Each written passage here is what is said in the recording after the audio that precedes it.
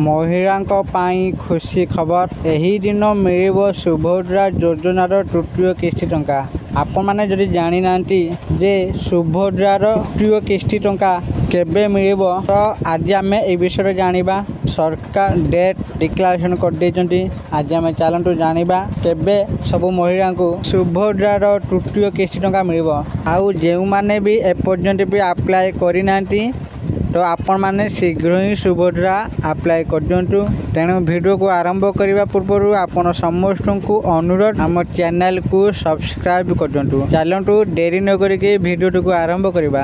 सुभद्रा हिताधिकारी खुशी खबर मिलिबो सुभद्रार तृतीय किस्ती टंका। तेबे आसंतु जानिबा केउं दिन हिताधिकारी को सुभद्रा टंकार तृतीय किस्ती मिलिबो। आसंता राखी पूर्णिमा हठात अगस्त 9 रे समस्त योग्य हिताधिकारी महिला को सुभद्रार तृतीय किस्ती मिलिबो।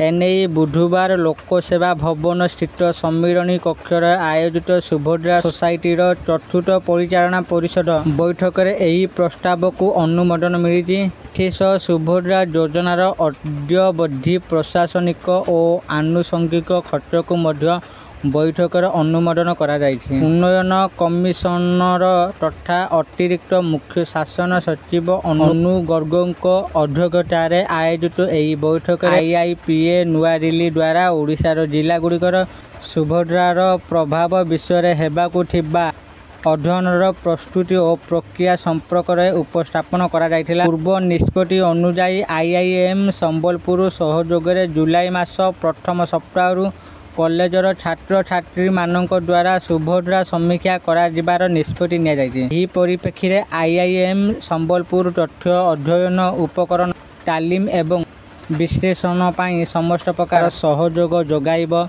सुभद्रा योजनार सठिक उपयोग सुनिश्चित करने उद्देश्य हिताधिकारी मानक दक्षता विकास उपरे गुरुत्व दिया जाई दक्षता विकास विभाग सह आलोचना होईछि। आशा करुच्ची आपण माने एबे बुझी जाइथिबे जे सुभद्रा योजनार तृतीय किस्ती टंका केबे मिलबाकू जाउची।